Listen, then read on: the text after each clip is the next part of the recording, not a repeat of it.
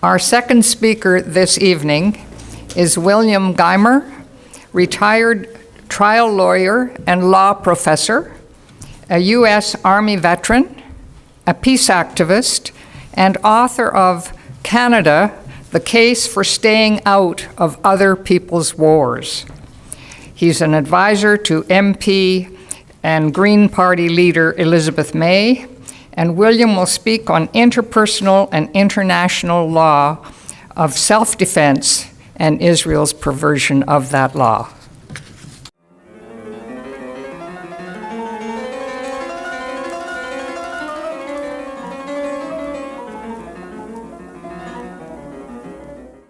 This is in many respects one of the most difficult talks that I have given recently, because my job tonight is to interest you in law without making your eyes glaze over.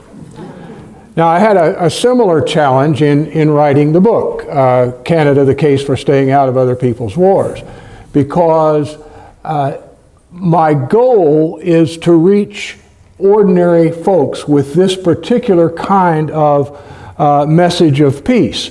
And so just as the book could not be a scholarly tome, it had to be readable by the public, so somehow I've got to talk about law this evening in a way that will, I hope, keep your attention, so here goes.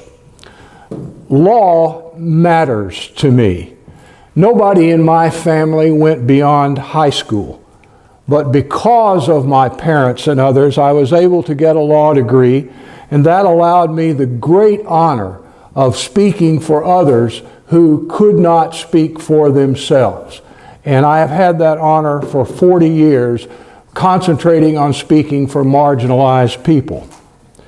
I know a bit about the Middle East conflict, probably more than the average Canadian, but I am not an expert on that conflict. Fortunately, I have beside me here experts, and you've just heard one of them. I'm here because I'm deeply moved by the killing of civilians that has become the norm in warfare today.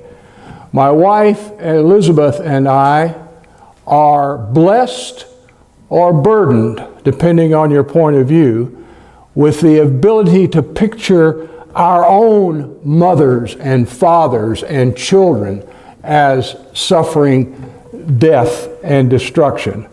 That is why I'm here.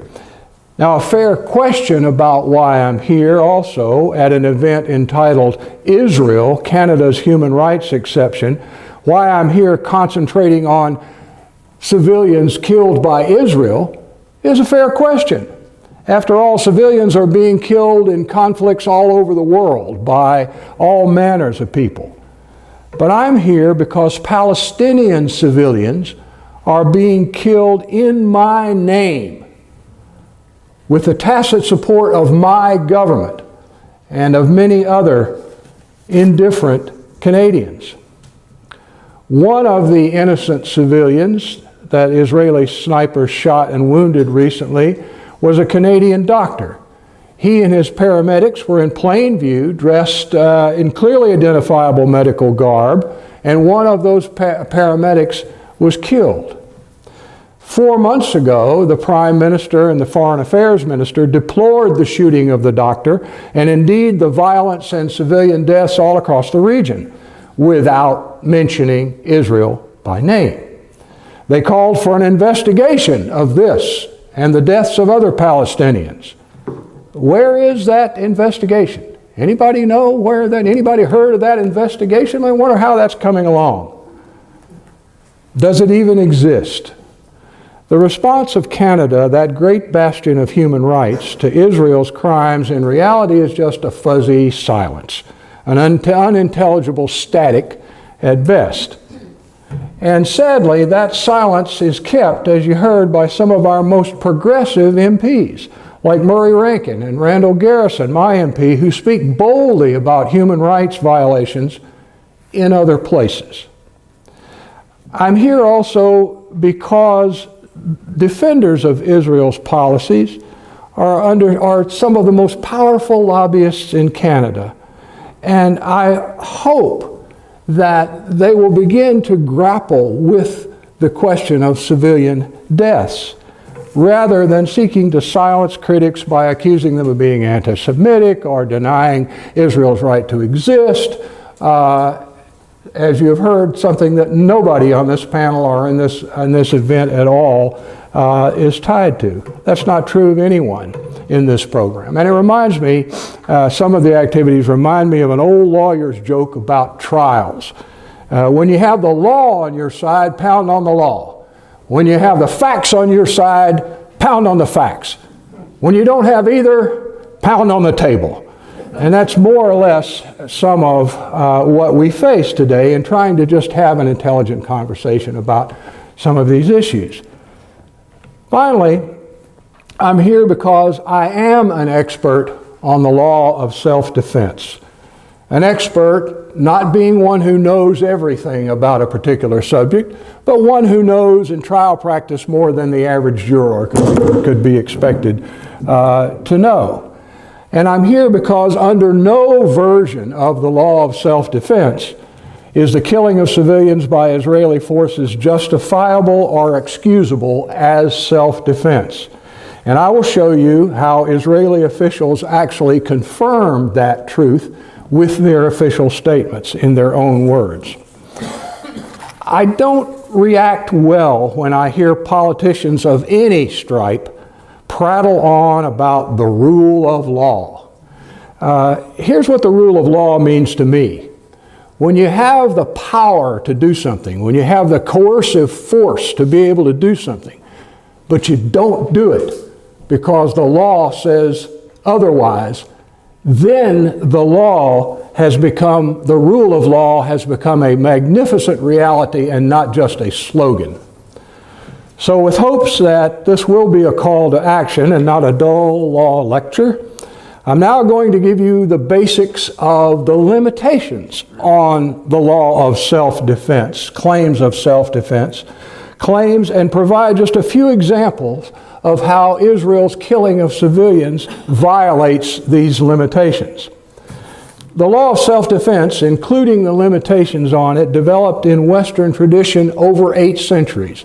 Western nations have a lot to answer for in the great by and by, but they have given us a really good tradition of what self-defense means and what it does not.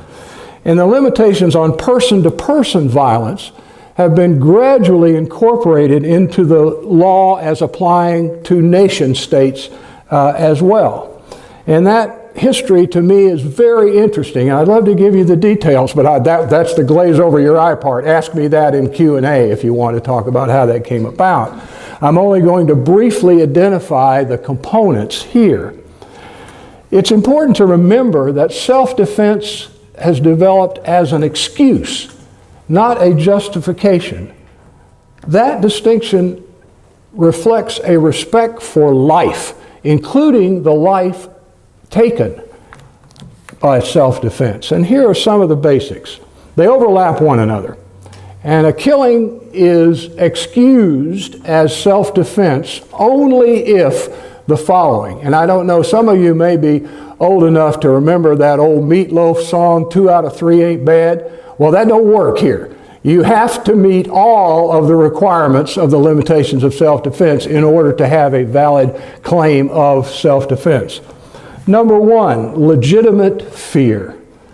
Lethal force is authorized only if the actor actually and reasonably believes at the time he acts that lethal force is necessary to prevent death or bodily harm threatening death. Apply this to international actors, and it is inconceivable that hundreds of mostly unarmed people storming an illegal wall presents a threat to Israel's national security to a degree that matches those kinds of person-to-person requirements. And we'll get to these civilians who are armed in just a moment.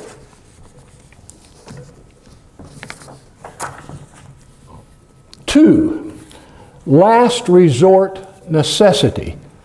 The statement that most scholars mark as the point where personal violence rules were incorporated into international law in 1837, by the way, is this: a state must show a necessity of self-defense, instant, overwhelming, leaving no choice of means and no moment for deliberation.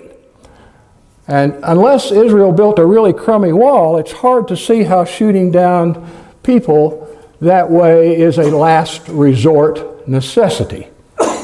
Third, and very important, proportionality. The common sense requirement that there be some limit on the degree of force used in response to force. Now that developed as part of the law of manslaughter under a concept known as imperfect self-defense. And it simply provides that one who is assaulted with fists may not blow his assailant away with an AK-47 and then claim self-defense. Israel is a persistent violator of this limitation, bombing Palestinian villages and cities in response to protesters armed with stones, burning tires, and crude missiles launched into unoccupied fields near its cities. That's the law of self-defense in a nutshell. Ask more about it in Q&A, and I'll be more than happy to talk to you about it. Now, just a few examples from the mainstream media about what Israel is doing recently and how its own official justifications stack up against those limitations on the law of self-defense that I've just quickly outlined for you. Some of the headlines, and I have a stack over here that you're welcome to peruse with me after the, after the event. Israeli troops kill 3 Palestinians, including a boy in Gaza. Pain, agony. Gaza mourns the death of pregnant mother and her toddler. Israeli forces kill medic, wound 100 protesters in Gaza unrest. 8 Palestinians killed by Israeli fire on Gaza border. And there are lots of other examples.